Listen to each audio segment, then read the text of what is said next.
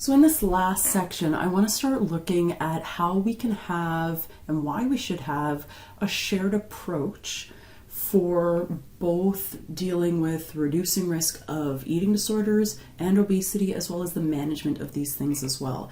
And one argument for that is that obesity and eating disorders can share similar origins, similar genetic, epigenetic, neurological origins, often associated with appetite regulation.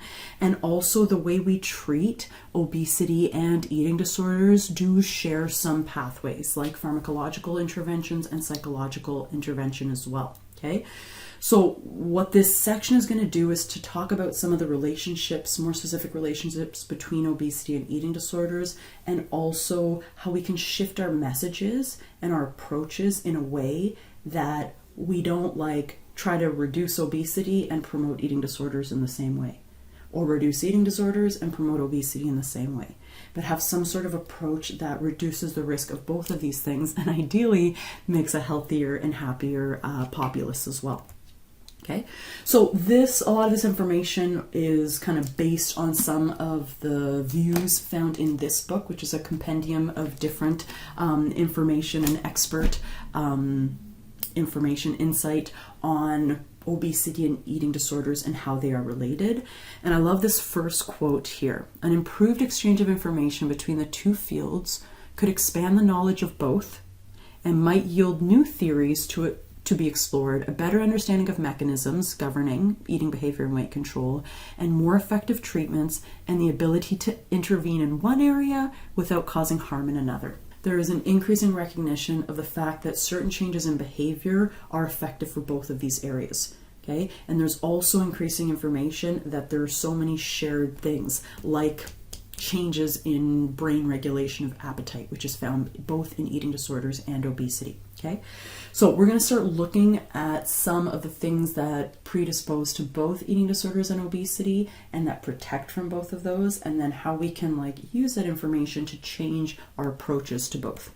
So for instance, we could focus on risk factors because there's so many risk factors that are higher in both of these situations. Okay, so for instance, like I talked to you about, there is some shared genetic vulnerability. For instance, individuals with certain eating disorders, just like we saw in obesity, might have changes to that fat mass associated gene, as well as that gene that's associated with appetite regulation in the melanocortin pathway that we talked about in the homeostatic appetite unit. We also see a lot of shared psychological situations with individuals with obesity and eating disorders. Negative emotionality is a big one, where individuals with both situations might have emotional situations that don't feel good, and that might predispose to changes in eating behaviors. We also see lower self-esteem in both and lower body dissatisfaction. Okay, so can we focus perhaps our approaches on those things? Something else that we see that predisposes to both obesity and eating disorders are, for one, the internalization of this supposed ideal in our culture that we need to look a certain way to be acceptable. And this is not only harmful for eating disorders, but it also has potential harmful effects on the mental well-being of obesity, which we've seen. Mental related issues in obesity can also predispose to overeating too. So can we change some of these messages around the thin social cultural ideal? And also, can we freaking get past these extreme weight loss behaviors, right, as a way of treating obesity or eating disorders? There is such a large body of evidence that restriction and extreme weight loss actually predispose to obesity and predisposed to eating disorders. We need to get past this lose weight fast, type of messaging, because it's really messing with people in so many ways. And if people don't lose weight fast or don't keep it off, that can often, because they're set up to fail, all these things are set up to fail, that can really mess with people's mental well-being. Okay? Conversely, there are some messages, individualized protective factors, family protective factors, socio-cultural protective factors that might reduce the predisposition for both of these situations. Things like, I love this list, high self-esteem, positive body image, being able to critically process media images instead of looking at media images as the ideal, being able to like be a bit more critical about what we see out there. Emotional well-being, being self-directed and assertive, setting boundaries, that's also really important. Good social skills, problem solving and coping skills. We don't teach these things in school. At least we didn't used to, but there is more of a push to teach like coping skills, emotional well-being, social well-being in schools, critical evaluation of the images that we see out there, a celebration of a diversity of bodies. I love this, and I'd like to see more of that. In a family setting, families can really help with things like self-esteem and body image, and they can also really be damaging for that. So for instance, if you grew up in an environment where there's a certain caregiver that, had messages about, well, like mine did, my mother did her best, but there was a lot of messages about like, you need to be thin. You need to be thin or it's going to be harder for you. You need to be thin or you can't be obese because that's bad. And that really, really messed with my head for a long time, even though she meant so well. These messages can be internalized and they can have effects on our behaviors. Okay? Good family meals and good eating behaviors might help. Also, maybe shifting our societal values around particular body shapes and sizes might help to, change some of these internalized beliefs about self-worth. If my body doesn't fit in, if I don't look like Kim Kardashian or whoever the frick else, who's right now, I guess, an ideal body shape is she? It changes so much. And if you don't look like someone else, you might think that your body is not good. And then you might think you're not good enough as well. Not just your body's not good enough, but you're not good enough, right? And that can really, like I said, mess with our emotional well-being, which can predispose to both of these situations. Okay, maybe changing the emphasis on sport away from appearance and from thinness as well. Although I know in some sports, weight actually factors in quite a bit, but we got to be careful with that messaging, right? We want to take the moralization out of it. Okay, and ideally, social structures where your weight and your appearance don't determine your worth. Where unfortunately, some of the situations we have right now is that, we judge people based on how they look. But that doesn't determine how good of a person is or how, pure someone's heart is or how well they mean or how much good they want to do in the world. Okay, but we often moralize body shapes and sizes to all of our detriment, I would argue. Okay. So if we are going to share messaging between obesity and eating disorders, there's some things we need to consider. So one thing we need to consider is the fact that using BMI to assess health is crap, and it often overemphasizes, your weight as your only health measure. Okay, BMI tells us a little bit about weight. Okay, it doesn't tell us an overall view of health, especially doesn't tell us an overall view of mental and social well-being too. I am a big advocate against the moralization of eating. Because right now, some of the messages that are out there are that certain foods are good and certain foods are bad.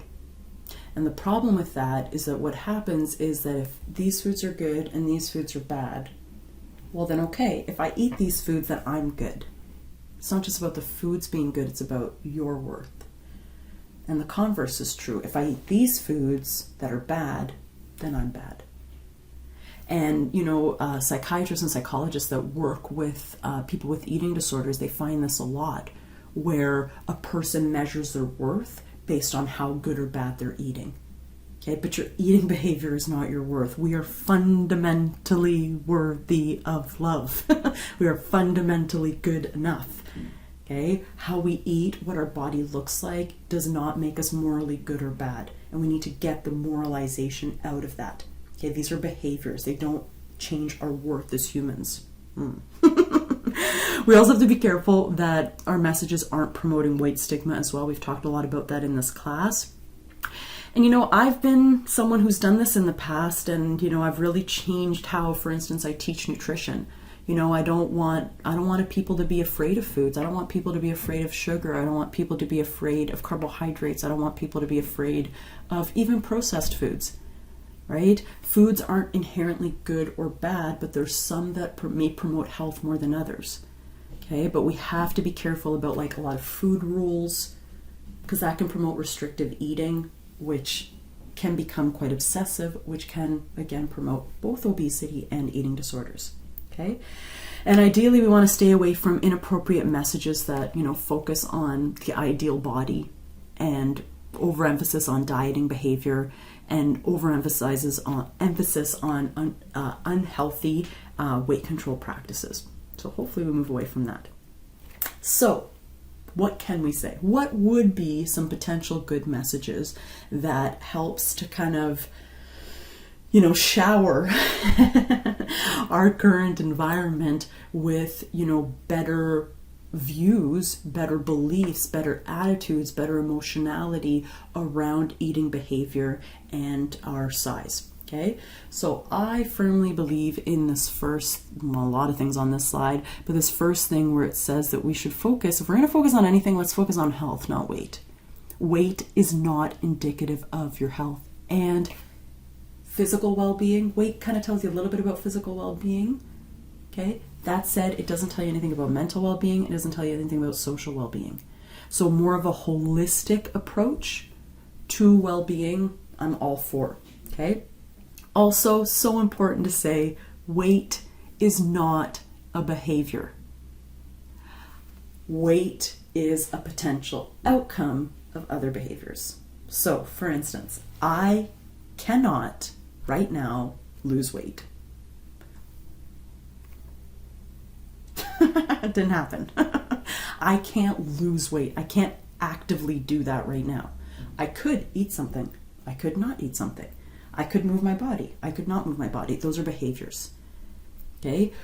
When we're focusing too much on weight, it really can mess with people because they could be doing all the behaviors right, but their weight's not changing. So then how do you feel? You're eating well, you're exercising, but we're not measuring those as success. We're measuring weight as success. And again, it focuses off of the behaviors and more on the outcome. Okay? People of all sizes, I don't care what size you are, you deserve to be loved. You deserve to feel good. You deserve to feel healthy in your body from wherever you're starting from. It's not that health is only available to people of certain sizes. We all have that potential. Okay?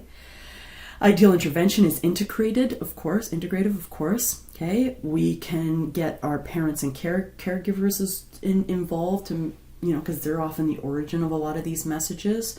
Get more community people yelling, screaming about how important it is to love ourselves and love our bodies and celebrate different bodies and to stop moralizing food and weight. Okay? And ideally, when we do come up with interventions, they are more grounded in research and not just kind of the latest trend, which is often what we see out there. Okay? So, to put this all together, mental illness and obesity have a correlation. We see higher risk of obesity in those that are dealing with depression, those that have post-traumatic stress disorder, and also people who have schizophrenia and ADHD, although we didn't really talk about those last two. Okay? That said, other mental health issues can also predispose in some people to obesity. For instance, some people with anxiety may eat a lot more when they're having an anxious episode.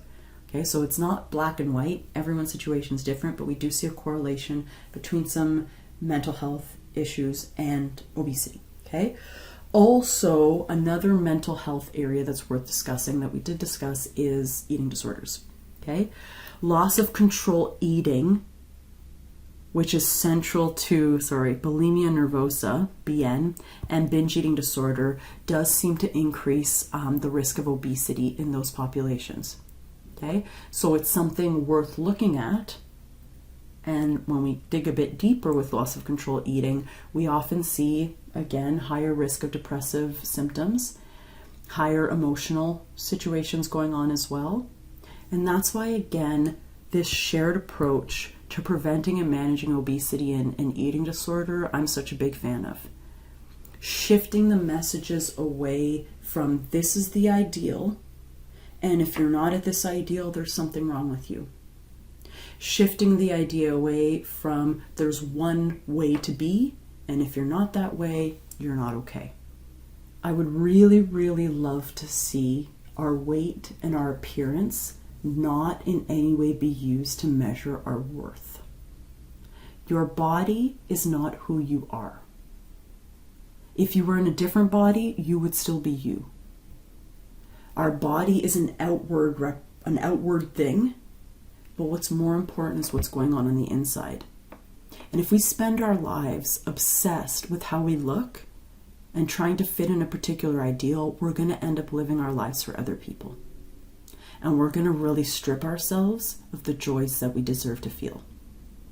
So don't get me wrong, I'm all about health, I'm all about eating well, I'm all about exercising, of course, but I'm not about doing that for other people or to fit into an ideal that's often unattainable.